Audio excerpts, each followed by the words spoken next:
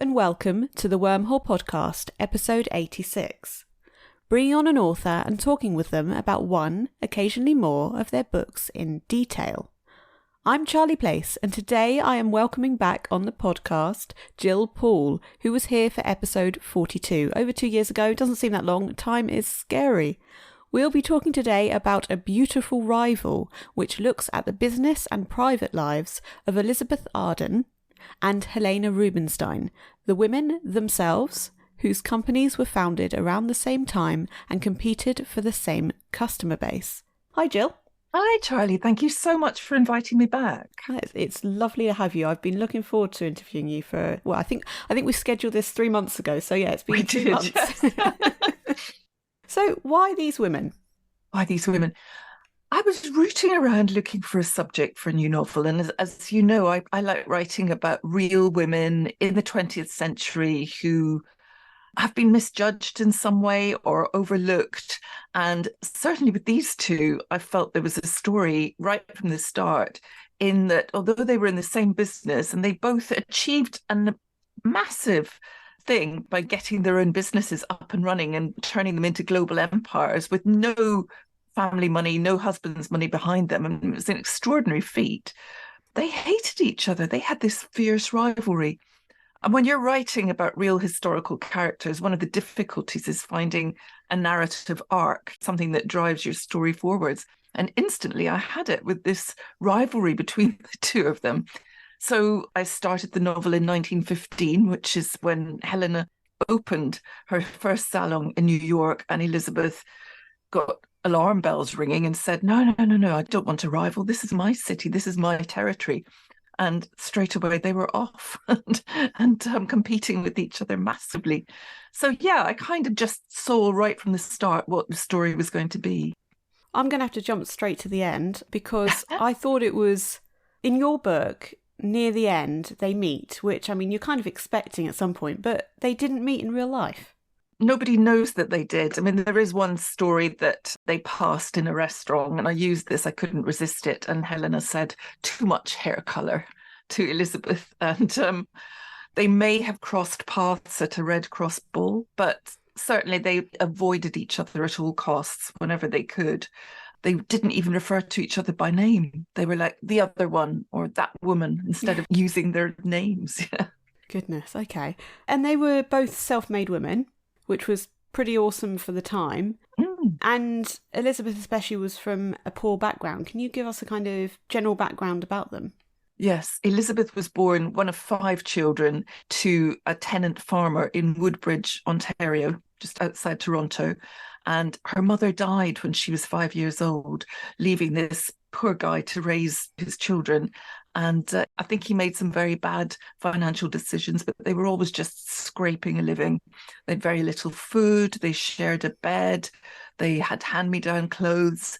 And she got teased a lot at school for having head lice, cooties, they called them. So really very difficult background. It was always clear that she was going to have to earn a living somehow. She started training as a bookkeeper. And then she travelled to New York, where her elder brother Will already was, and got a job in a beauty salon. And it was then she thought, this is what's going to make me money. This is what I want to do.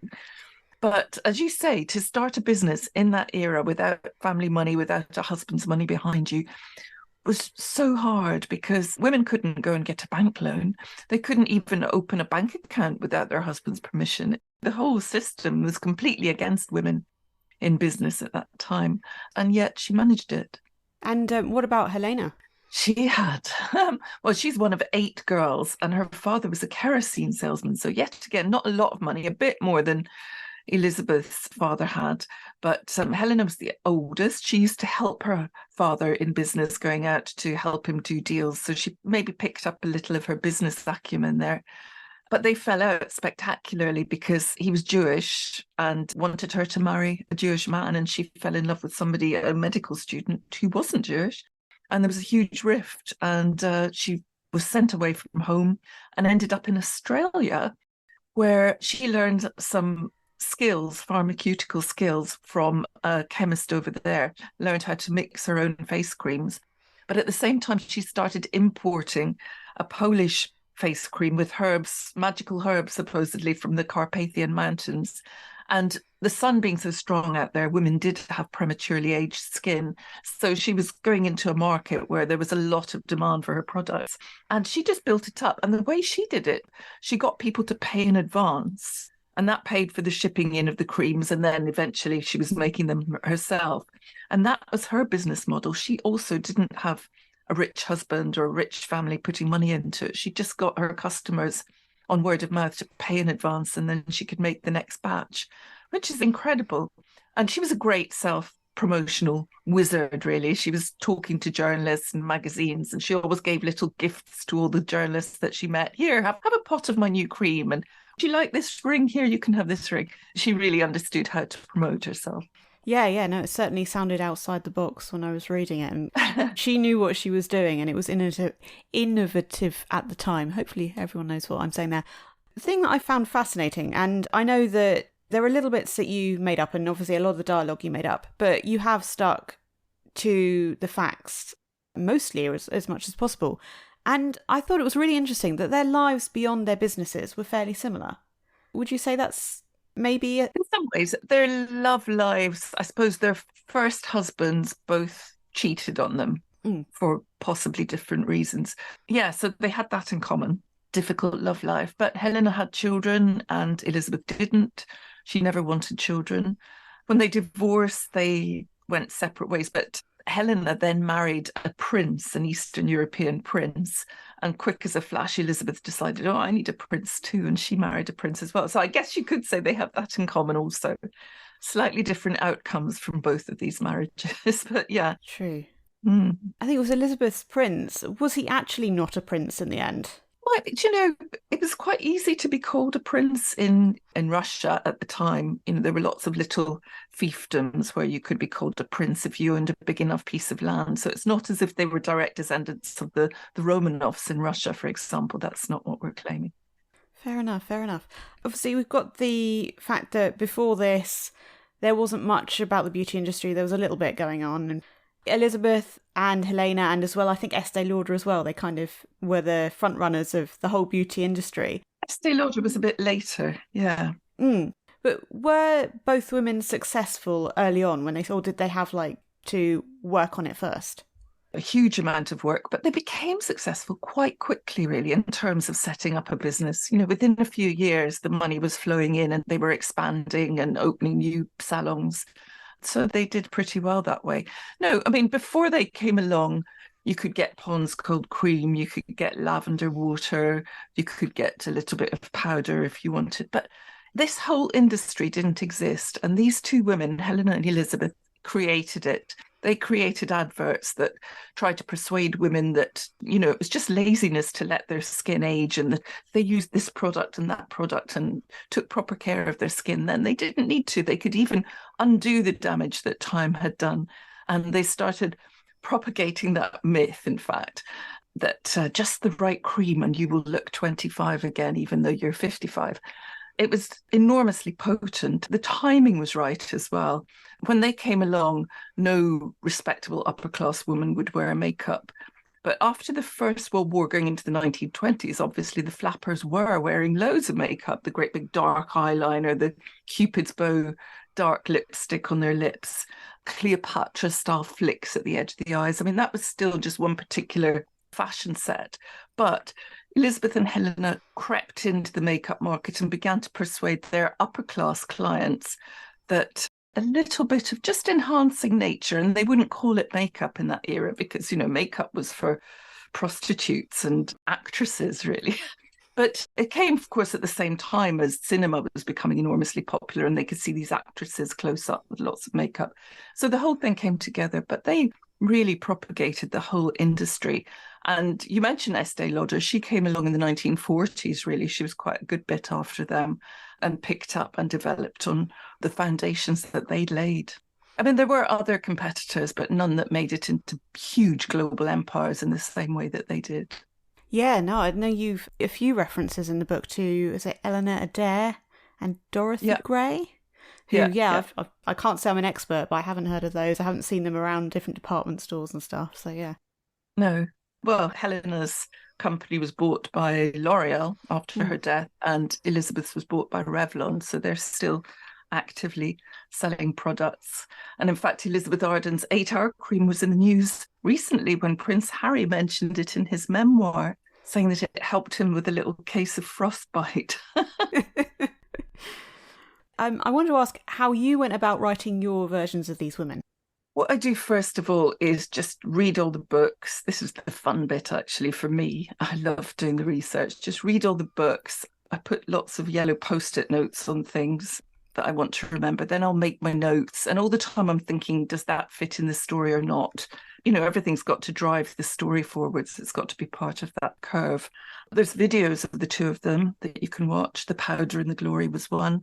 Just pull in everything that I can. So I read a lot about their contemporaries as well, the women that they hung out with, like Bessie Marbury and Carmel Snow. I read biographies of them too. And then I've just got a picture of the world that they were inhabiting before I start planning out chapter by chapter what's going to happen in my story. I mean, that really is the fun bit, is kind of extracting the story. And you come across lots of material that's wonderful, but you just can't use because it doesn't fit with this particular book. Yeah, no, sure. I mean, I got this particular question because Helena's all right, but Elizabeth is just so horrible very often. I know, she's a snob. It's very, very hard to like a snob. But I mean, I always felt sympathy for her because of where she came from. In my mind, she just didn't ever want to be poor again. She couldn't face going back to the kind of upbringing that she'd had, and the terrible death she watched her mother have with tuberculosis and 5 young children. You know, basically, I think she'd had one a year and just worn out from it. She couldn't survive when she got ill. And Elizabeth was so determined that that wouldn't happen to her again. And she saw that the way to make her business successful was to appeal to these very rich women on the New York social register.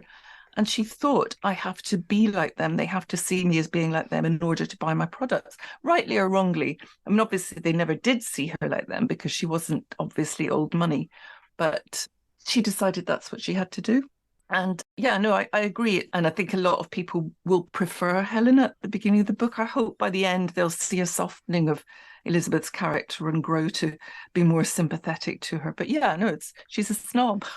Well, if we talk about your book exclusively, not about the women in history themselves, did you like your Elizabeth? I always felt sympathy for her. I think she's the loneliest person in the world at the time. So yeah, I did. But yeah, I can't actually write about people that I don't feel sympathy for. You know, my main characters, I have to really feel that I care about what happens to them. I mean, obviously, I can have some evil characters. I can have bad characters that I don't care about, but they're going to be much lesser ones. I mean, Helena, she's more likable at the beginning of the book, but she is an appalling mother. She's an absolutely dreadful mother to her 2 sons. And she's not really that nice to her first husband either. But yeah, she's colourful and eccentric and a friend to artists. And yeah, that makes her, I suppose, more likable. And she's not a snob. Mm-hmm. Well, I think we're going to end up getting onto it now, I think, anyway, because it's just such a big thing that I took away. It must have been difficult to write, I expect, because of just how nasty it can get. That Helena, yes, I completely agree that I think you've got a particular chapter that really kind of focuses the reader on her complete neglect of her children in favour of a business. But I think the reason I struggled with Elizabeth so much is because of so much of the anti-Semitism that is in the book. Yeah. What I tried to show is that she wasn't unusual for the era. That is how things were, you know. True. So when Helena arrived and wanted to do a tour around the country, there were certain cities she couldn't go to because she wouldn't have her booking accepted in hotel rooms with the surname Rubinstein. She wouldn't get tables in certain restaurants. She couldn't eat lunch in the very upper class Colony Club because it sort of said no blacks, no Jews in the policy. And that was just the way things were in that era. She was friends with a couple of Nazis in Paris in the 1930s through her brother-in-law, her sister's husband. I don't think she was actively a very political woman. I don't think she'd thought it through completely. She had loads of Jewish clients who she was very happy to welcome into the salon. So she didn't particularly avoid Jews. She was just doing what people of the class that she aspired to would do in that era. When I pitched this idea and my publisher said, yes, go ahead and write it, and I started the research, I hadn't realised how much anti-Semitism was going to feature. I probably would have thought twice if I had, because it's not my story. And that's why I did ask a lot of Jewish friends, both here and in the States, to read the text, to make comments. I had a sensitivity reader in the States, in fact, who was incredibly helpful, because this is a huge debate at the moment about whether you should tell the stories of other cultures than your own. I've written about Russian cavalry officers. I think as an author, you've got to be able to write what you want, but take advice and make sure you don't hurt any or insult any particular group through that. So that's really what I was trying to do, I guess. But yeah, no, anti-Semitism did have to be a theme in this, I found. No, I mean, while I say it's difficult to read, it is. I liked your inclusion of it, definitely. I mean, we know about the Holocaust, and that's something we know very well in World War II. But seeing this American side of it, and obviously there was going to be people in other countries, that's what Britain had it as well, that they're still, even though they're joining the war to fight Hitler, to stop the Holocaust, etc., they're still against the Jews, and I think it was good to read that in your book, basically, as horrible as it was, to get that side and remember that nothing necessarily ended with World War II or anything, it was still there. Yeah. That was one point that the sensitivity reader made. There's a scene near the end where Elizabeth compares her sister Gladys's experience in a German camp, a prisoner of war camp, with what happened to Helena's sister, Regina, in Auschwitz. The sensitivity reader said you have to really make a huge point about how different they were. Because, the prisoner of war camps, she was a resident alien. She may have helped an enemy airman to escape from Paris during the war. But Auschwitz was a huge death camp for mass genocide of an entire race throughout Europe. They were just completely separate things, and that really, really had to be emphasised. So I had Lainey, who's the character that's never contradicted Elizabeth all the way through the book. I got her to speak up about it, and I hope that gave it a bit more weight as well. Absolutely, yeah. I mean, you say it, she didn't say anything against Elizabeth, and at that point, that is when she does. And I mean, it was nice also to get something more from her. Obviously, she's in the book all the time, but you don't hear from her. So to not only have her speak up, but then to speak up on something so important. Yeah, it really made her a main character suddenly, definitely, and the highlight of the book, that bit, in terms of the context and the relevance. I know nothing about the real lady. Irene Delaney was her full name. I really haven't found out anything about her, except for the fact that she managed to work for Elizabeth Arden for 40 years. And Elizabeth fired people, bouncing, she called it. And bouncing, you dear, she would say if somebody upset her. And you could upset her with just the tiniest thing, like if she smelt cigarette smoke on you or whatever, she would bounce you. And Lainey stuck with her for 40 years. So I imagine her as, mostly she's just a yes woman. She's doing very efficiently what Elizabeth wants her to do. And Elizabeth used to call her late at night just to have someone to talk to when she was particularly lonely. So she really obviously trod the line very carefully of being obedient to Elizabeth. And then when there's something that she completely disagrees with, she will stand up to her. That's just how I imagined her character. I have no idea what the real woman was like, apart from what could she be like to have stuck in that job for 40 years? Yeah, I wasn't expecting you to say that you had to basically construct a character because you couldn't find anything. My goodness. Yeah, but that happens. That happens all the time, really. Do it's easier in historical fiction when you're writing a character about whom you don't know very much. You just take the few clues that you've got and you build it up the way you want it, the way that's going to fit with your story. Whereas when there's somebody that you do know a lot about, you have to, well, I do. I mean, a lot of authors, everybody does it differently, but where there's a lot known, for example, when I wrote about Jackie Kennedy and Maria Callas, their biographies are known. There's loads and loads of books about them. I didn't feel I could really change the facts there. I just had to gradually show how their stories merged in their rivalry over Onassis. Yes, but certainly with Lainey and a few other characters in this book, I felt I had much more free rein. And there's lots and lots of gaps in their story that I had to fill in with my fictional imagination, and lots of things that I couldn't find out. Do you know, they lied about everything, these women. So, for example, their dates of birth, I've got about 4 or 5 different dates of birth for Helena and 4 for Elizabeth, because they told journalists different things. So Wikipedia, their obituaries, magazine articles they gave in the day, every single one has a different date of birth for both of them. It's hilarious. Yeah, goodness. Okay. I've heard of like 1 or 2, but yes, goodness. You say about changing things, turning things around, etc. Did you have to do much manoeuvre of the events that happened and add your own things in? Yeah, a lot. Because although there are non-fiction books about them, in particular, there's a book called War Paint by Lindy Woodhead, which was one of the first ways that I was introduced to this rivalry.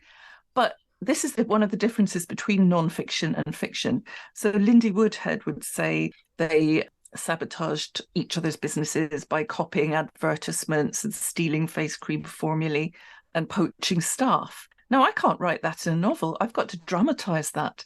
So I've got to think, which advertisements did they poach? Which face creams? And I've got to turn that into scenes. So I need to really provide a lot more detail. There's a wonderful website, cosmeticsandskin.com. He lists, and it's just a one-man venture, and he lists the history of all the cosmetic houses, listing all their products and their advertisements. It was just enormously useful to me. So like poring over these with a magnifying glass, I discovered that Elizabeth took over Helena's old salon in Paris. I discovered that the wording of their 1918 adverts about success were so similar. And I decided to make Helena the one that poached Elizabeth's advert. I don't know which way around it was, but they were so similar that one obviously had copied the other, because 2 people wouldn't have come up with the same wording at the same time. I think at the beginning, certainly, Helena was very much the aggressor because she was moving into Elizabeth's territory. And you see what I mean? I had to make that up because that's not detailed in the biographies. Oh, absolutely. Yeah. I mean, what about Elizabeth's husband? Helena in the book employs him. Well, it started off with Elizabeth, and in fact, her business was in trouble in the early 30s, not because she didn't have the sales, but because she was expanding massively. She built a huge new Fifth Avenue emporium where she was starting all kinds of diet and lifestyle and exercise classes. She'd also bought Maine Chance, which was a great big property in Maine where upper class women could go like a health farm to spend a week and be rejuvenated from head to toe. So she'd been shelling out a lot of money. She was never very good about saving enough for her tax bills. She got a huge tax bill in. She was also investigated because she tended to be a bit careless about whether money was hers personally or whether it was the company's. And so she ran into a spot of bother in the 30s. And after her first husband, Tommy, she divorced him, chucked him out. He was no longer in the business where he'd been head of retail sales. So she desperately needed a sales team and looked around, and whether somebody suggested it to her or whether she was brave enough to think about it herself, she thought she would poach Helena's sales director, ended up poaching 11 of her sales team as well at the same time. It's the first time I identified Elizabeth really, really striking back against her rival like that. And yeah, she must have been terrified about what Helena would come back with. And what Helena did come back with was the following year, she hired Tommy Lewis, Elizabeth's first husband, and got a lot of her personal and business secrets out of him. And I'm sure Elizabeth was really upset about that. Goodness. I think this is from your marketing copy. I've written it down. It says in your marketing copy of the book, they could have been allies. And this is something that I think through the book, to some extent, they have the same sort of thoughts in how to do things in their business. I mean, could they have been allies, do you think? Obviously, you kind of think, okay, they're women with their own businesses, rightly so. They should be able to have businesses. But could they have worked together? Could it have been quite successful? I don't see that they could have ever worked together unless they were in different but complementary businesses. In the same business, they were both fiercely competitive, both wanted to be number one. So I don't see how they could have worked together. But hey, never say never. In fact, Later on in life, Helena said that she always believed her products were better. She's the one that had the pharmaceutical background and was more interested in blending the creams. But Elizabeth Arden's packaging was a lot prettier. She spent more on her packaging. And Helena said, actually, in a fit of generosity, she said, with my product and her packaging, we could have ruled the world. Although that's a slight put down of Elizabeth's products, really, isn't it? Yeah, she's saying, yeah, my stuff's better, but if you want a pretty box, go for Elizabeth Arden. Do you know what I admire most about Helena Rubinstein? And this is still taught in business schools today. The way that she sold her business before the Wall Street crash. I mean, she didn't know the crash was coming. She did know that the market was hugely inflated and it was probably time to move on. And this had been part of her long-term strategy. But the timing is just spectacular. Less than a year before the Wall Street crash, she sold her business. And then afterwards, she didn't like the way the new management were dealing with it. So she came back in very sneakily and started buying up shares from individual investors until she had control back again. And this is taught in Harvard Business School and all over the place. And whether she just did it instinctively, I don't think she thought through that strategy, but it worked incredibly well. And she got back at the helm and she brought in Harry Thompson and she got her sales back up to the level in the States that they had been before. So she did very well through the Wall Street crash and vastly increased her personal wealth at the same time. I think she made a profit of $7.3 million, which, in 1930, that was vast. It really, really was. Yeah, that was quite satisfying to read when she brought it back.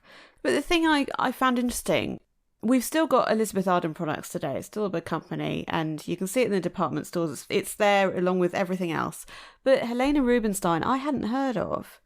What do you think happened, or what did happen to make that difference as such that we don't see so much Helena Rubinstein, we do of Elizabeth Arden? A little bit more niche now, but her products are still there. They're still around. They're much more expensive than Elizabeth Arden's nowadays, from what I've been looking at. So she's gone very upmarket. But it's just the strategy that L'Oreal have followed for her products. In fact, when they sold the companies after their deaths, the heirs sold, Helena's company got much, much, much more money for hers than Elizabeth did, partly because Elizabeth hadn't done any estate planning, because she didn't have direct heirs. She hadn't planned who was going to take over the business, which is just incredible to me, having put all that work into it and not actually having a strategy for what would happen next. But yeah, her heirs did end up with this huge tax bill. So Elizabeth Arden sold for just a fraction of what Helena's business did. And the money, of course, Helena had 2 sons and they had children, so it went down through the family that way. Okay, Helena's husband, her first husband, I believe it was Edward, in your novel, he publishes Lady Chatterley's Lover. He does. Did this happen? Yeah. He had a black mannequin press in Paris, and he picked up books that mainstream presses were too scared legally to publish. That was one. And Anais Nin's erotic memoirs. Yeah, but that was quite common, in the day when Sylvia Beach was publishing Ulysses, James Joyce's great masterwork, because mainstream publishers wouldn't touch it. And yeah, he had a little black mannequin press. And he sounds like quite the character, obviously a womanizer, a bit of a taste in women a lot younger than him, a lot younger. And a bon viveur. One of my favourite moments in the research for this was when he and Helena were living transatlantic lives and they're arguing by cables, and he calls her a spoilt, petulant schoolgirl, and she got so fed up with him that she texted her sister Stella and said, I want you to buy the Jockey Club, which was the club where Edward hung out and spent all his time and met his artist and writer friends. She said, buy the Jockey Club and bulldoze it. And I went, what? Really? And she did. She absolutely did. She bought this club that he loved and bulldozed it to the ground just for spite during a marital argument. Who does that? It's brilliant. Yeah, no, it's someone with a lot of money and an extreme rage, yes. So this kind of connects maybe, but talking of possible rumours, but also, I suppose, legendary things as well. Helena, she was the person who kind of, I suppose you could say, created, founded this whole concept of skin types, oily, dry, etc. Yeah, and whether she was right to do it or whether it makes any difference whatsoever. You do see some articles in scientific journals now saying all you need is just a layer of grease on the skin, basically. And that's all any of us need. But we'd all be just as well going around with E45 or Nivea on our faces rather than, £150 jars of creme de la mer. Who knows? But yeah, I know we're suckers as women for these adverts. So I know I am, even though I know enough to know that no cream is going to reverse the signs of aging because creams are not absorbed. They plump up the surface layer, but they're not absorbed any further into the collagen underneath. So most of the marketing is complete nonsense. But still, a new serum comes out and it says reverse aging damage, and you find yourself buying it, and it's so irritating. I certainly do. And Helena would have been furious that she didn't think of the idea of a serum, this new invention that somebody came up with, that you've got to wear a whole extra layer of product underneath your moisturizer. She would have loved that idea. They were just always jumping on bandwagons. They had products for absolutely everything. They invented smokers' toothpastes and waterproof mascaras and Velva leg film, which was kind of a fake tan for legs in the war years when women couldn't get nylons. I mean, lots of their things probably didn't work out, but they were real ideas people. They jumped on every single bandwagon. The waterproof mascara, I think it's Elizabeth that invents it and Helena's commenting on it. I think it's that way around. I think it was Helena, but this is the difficult thing because they would both come out with a product. One would do it, the other would hear about it and come out with almost the same product at almost the same time. They just copied each other right the way along. So figuring out who was first is quite tricky. I think also the sentiment was basically that you can't have waterproof mascara. I mean, maybe you couldn't back then, but maybe you can now. I don't know the science of it. Doesn't really work on me, I have to say. But what was great about the rivalry is that if Helena hadn't come and opened a salon in New York, Elizabeth Arden would have just carried on doing the same old creams that she always had. But when she had this rival who, was the same level as her, they spurred each other on to kind of new creativity, new innovation. You look at other rivalries in sports, or like Paul McCartney and John Lennon were very competitive over the writing of songs, and thus we get this huge catalogue of amazing Beatles songs. And I think rivalry is a great thing for that. Oh yeah, definitely. The other thing I wanted to ask on kind of like legends and rumours, or I think this one's a rumour because I can't remember seeing a photo with anyone who was wearing lipstick. But there was a rumour that the suffragettes in their marches were wearing red lipstick. Did you find anything more about that, or was it literally just as is? Certainly it was reported at the time, but like you, I haven't seen any photos of it. I suspect some did, yeah. I mean, it was a real gesture of defiance, and the suffragettes were very defiant at the time. That was 1912. It's not long afterwards that we had the flappers coming along in the 20s and wearing the full face makeup, influenced by Hollywood and ancient Egypt and goodness knows what else. I love the 1920s, by the way. It's just one of my favourite decades to write in. That and the 60s, just because things changed so fast generationally, so that, children were just really shocking their parents with what they were getting up to, and not just wearing makeup. They were going out there and having affairs outside marriage and all kinds. So yeah, these are my two favourite decades at the moment for writing in. I'll probably change with the next novel, but it really helps when you've got that inbuilt dynamic going on. Well, you've mentioned it. I think we should say it now. What's next? I think by the time you broadcast this, I should be able to announce the next one, which is set in the 1960s. And it's about Jackie Collins and Jacqueline Suzanne writing what were known as dirty books, which caused a huge, huge scandal at the time.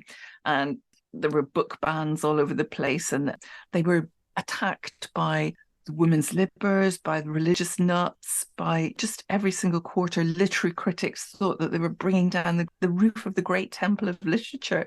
And they got horrible, horrible abuse on TV and radio shows. So it's a story about them. I don't even have a title for it yet. That's still under discussion, and it will be coming out in 2024. But that was great fun. Another two extraordinary women. on that then, so you've got literary figures. Mm-hmm. You've got these two beautician figures. Yep. Dorothy Parker. Yep. And you had a president's wife and an opera singer. Mm-hmm. What other, I want to say, kind of careers or lifestyles or people do you think you might want to write about in future? Hard to say. I've also dipped into the film industry, the aristocracy, medical profession. It's about women generally who have stepped outside what's expected of them in their era and achieved things that are beyond what's expected of them. Or just women that need to have their reputations readdressed, because one of them was Wallis Simpson, who I wrote about in Another Woman's Husband, who I think male biographers have been particularly cruel to. You know, some of it justified and some not. And that's obviously quite topical at the moment with the whole Harry and Meghan story going on and people comparing Meghan to Wallis. In the treatment that Wallis got from the press was just horrific. Anyway, just women that have a story that did something unusual and different and that can speak to us today as well, to our experiences. And there's always a kind of underlying sort of feminism in there, I guess, by looking at, you know, in the 1920s, if a man kind of groped you in a lift, you couldn't really do much about it, and now we can. So it's just pointing that out to today's generation of women, I guess. I haven't read your novel on Wallis Simpson. I'm going to have to look at that. I read Wendy Holden's The Duchess, I think it was last year, and I was surprised doing research when I was reading that, well, okay, I'm going to say this is relevant because Wallis Simpson is in A Beautiful Rival, that the articles that are still being written about Wallis Simpson today haven't changed their thoughts. She's still very much demonised. If I can ask you, what's your thoughts on Wallis Simpson? How do you feel yourself? Yeah, it's hard to get away from the fact that she deliberately targeted other people's husbands, well, in one particular instance. But what I hate about the coverage is how sexualized it became, how she was attacked for having learned peculiar sex skills in Chinese brothels, as if, you know, her personality and looks wouldn't have been enough to win the love of the Prince of Wales. You know, it's like women have been accused of being witches in the past, and that was almost what they were saying to her. You must have cast a spell on him. No, she was a very forthright, amusing, witty woman that won the heart of a Prince of Wales where lots of other women had failed to win his heart. And, you know, love's like that. It works in mysterious ways. And it doesn't mean that she learned secret sex tricks in Chinese brothels. That's a way of really putting her down. But yeah, I don't think she was terribly moral towards her friends or loyal towards her friends. And so I have pluses and minuses when I look at her. Very interesting. How did you feel about her from reading The Duchess? That's a question. I think, if I remember rightly, my thought was that Wendy Holden did a good job of balancing what we know and the kind of negatives and some positives in there that she'd made more personal. So from that, I kind of saw both ways. Yeah. But then, I went online and saw the general narrative and opinion didn't seem to have moved on. And of course, then I found out about the part about her going to Germany. So I wasn't quite sure, I have to say. I think the jury's still out on that one for me. Simply because I suppose I haven't found evidence either way. So I'm kind of thinking I don't want to just say, oh my goodness, she's bad like everybody else, because I know there's going to be evidence that hasn't come to light or things that are kept secret. But at the same time, there's things that can't be denied that were bad. I wrote about Wallis from the point of view of her friend Mary Kirk, who she met at school in 1912, 1915, I can't remember exactly. And they remained friends right up until the abdication crisis. And Mary ended up marrying Ernest Simpson, Wallis's second husband, after that marriage broke up. So she was very intricately involved in Wallis's life. I thought, if I'd been a friend of Wallis, what would I think of her? So that was my starting point. So I did it all through Mary's eyes. Okay, yeah, so that's a different viewpoint entirely. Yeah, that's a good viewpoint. Yeah, I like it. So, yes, we've kind of moved away from the main part of the book, but still, I think this is relevant, and it was interesting to talk to you about Wallis as well. So, Gill, this has been lovely having you back. I have absolutely looked forward to it. Yeah, we did schedule it 3 months ago. And also, listeners, you are listening to us in November. So, yeah, it's been 5 months in total. I am looking forward to seeing what you write next and more details about this book. Thank you for being here today. Oh, Charlie, thank you so much. You always have such great questions. It's a pleasure to be here. I do hope you enjoyed this episode. Do join me next time, and if you have a moment to spare, please do leave a rating and or review for this podcast on Apple Podcasts, Spotify or Podcast Addict. Thank you. The Wormhole Podcast, episode 86, was recorded on the 20th of July and published on the 13th of November 2023. Music and production by Charlie Place.